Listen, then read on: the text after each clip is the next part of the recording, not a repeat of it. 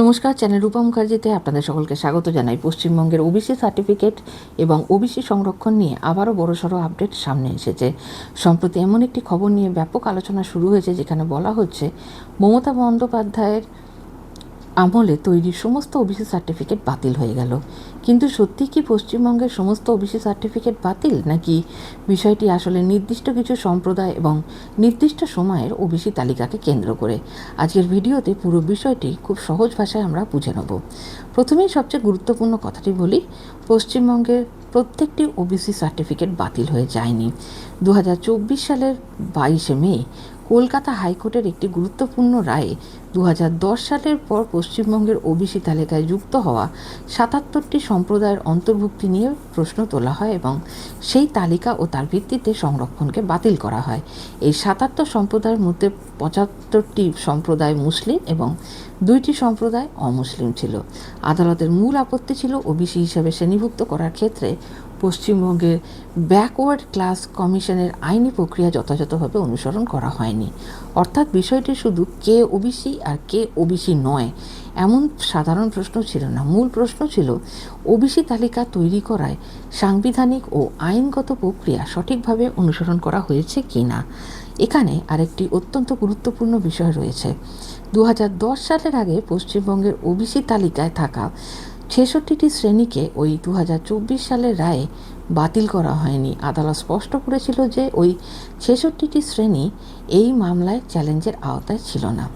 পরবর্তীতে রাজ্যের ওবিসি সংরক্ষণ কাঠামো নিয়েও পরিবর্তন আসে। 2026 সালের সরকারি বিজ্ঞপ্তিতে 2010 সালের আগে তালিকাভুক্ত ওই 66টি শ্রেণীর জন্য 7% সংরক্ষণের কথা জানানো হয়েছে। সরকারি বিজ্ঞপ্তিতে এই 66 শ্রেণীর তালিকাও প্রকাশ করা হয়েছে। এবার আসি সবচেয়ে সাম্প্রতিক ও গুরুত্বপূর্ণ আপডেটে। 2026 সালের জুলাই মাসে পশ্চিমবঙ্গ সরকার সুপ্রিম কোর্টে করা সেই আপিল প্রত্যাহার করে নেয়, যে আপিলের মাধ্যমে 2024 সালের কলকাতা হাইকোর্টের ওবিসি সংক্রান্ত রায়কে চ্যালেঞ্জ করা হয়েছিল। অর্থাৎ আগের সরকারের আমলে করা সেই আইনি চ্যালেঞ্জ আর এগিয়ে নিয়ে যাওয়ার সিদ্ধান্ত নেয়নি বর্তমান রাজ্য সরকার। সুপ্রিম কোর্টও রাজ্য সরকারের আবেদন প্রত্যাহারের অনুমতি দিয়েছে। এর ফলে 2024 সালের কলকাতা হাইকোর্টের রায়ের গুরুত্ব আরও বেড়ে যায়। এখন প্রশ্ন, যারা আগে ওবিসি সার্টিফিকেট পেয়েছিলেন তাদের কি হবে? এখানে বিষয়টি একটু সতর্কভাবে আমাদের খেয়াল করতে হবে। 2010 সালের পর যেসব সম্প্রদায়কে ওবিসি তালিকায় যুক্ত করা হয়েছিল এবং যাদের অন্তর্ভুক্তি আদালত বাতিল করেছে, সেই শ্রেণীগুলির ভিত্তিতে দেওয়া ওবিসি সুবিধা নিয়ে সমস্যা তৈরি হয়েছে। তবে আদালতের রায়ে এটাও বলা হয়েছিল যে ইতিমধ্যে সরকারি চাকরিতে থাকা বা কোনো নির্বাচনী প্রক্রিয়ায় সফল হয়ে সুবিধা পাওয়া ব্যক্তিদের ক্ষেত্রে সেই পূর্ববর্তী পরিষেবা বা সুবিধাকে একইভাবে বাতিল করার নির্দেশ দেওয়া হয়নি। অর্থাৎ একজন ব্যক্তি বর্তমানে চাকরিতে আছেন বলেই তার চাকরি স্বয়ংক্রিয়ভাবে চলে যাবে এমন কথা বলা ঠিক নয়।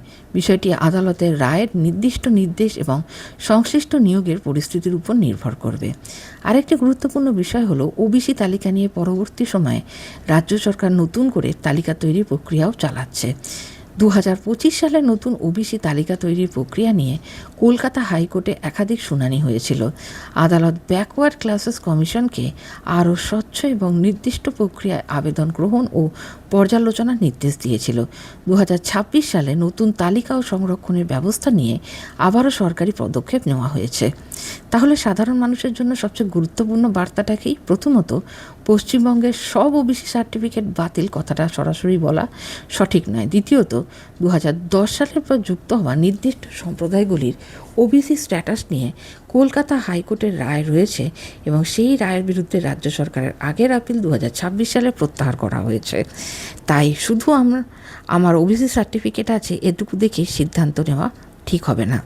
আপনার সম্প্রদায় কোন তালিকায় রয়েছে, সার্টিফিকেট কখন তৈরি হয়েছে, সেটি কোন শ্রেণীর ভিত্তিতে হয়েছিল এবং বর্তমানে সরকারি বিজ্ঞপ্তিতে সেই সম্প্রদায়ের অবস্থান কি, এই তথ্যগুলি আপনাকে মিলিয়ে দেখতে হবে। আর যারা চাকরি, পরীক্ষা, কলেজে ভর্তি বা অন্য কোনো সরকারি সুবিধার জন্য ওবিসি সার্টিফিকেট ব্যবহার করেছেন, তাদের ক্ষেত্রে সংশ্লিষ্ট নিয়োগকারী সংস্থা বা সরকারি দপ্তরের সর্বশেষ নির্দেশিকাও অবশ্যই দেখতে হবে। সবশেষে আবারও বলি, এই বিষয়টি রাজনৈতিকভাবে অত্যন্ত স্পর্শকাতর। তাই সব ওবিসি সার্টিফিকেট বাতিল, সব চাকরি চলে যাবে, এই রকম আতঙ্ক ছড়ানো শিরোনাম দেখে কোনো সিদ্ধান্ত নেবেন না। এই বিষয়ে নতুন সরকারি বিজ্ঞপ্তি বা আদালতের নির্দেশ সামনে এলে সেটিও অত্যন্ত গুরুত্বপূর্ণ হবে। ভিডিওটি তথ্যবহুল মনে হলে অবশ্যই শেয়ার করুন, যাতে যারা ওবিসি সার্টিফিকেট ব্যবহার করছেন তারা বিষয়টি সঠিকভাবে জানতে পারেন। সঙ্গে থাকবেন। ধন্যবাদ। নমস্কার।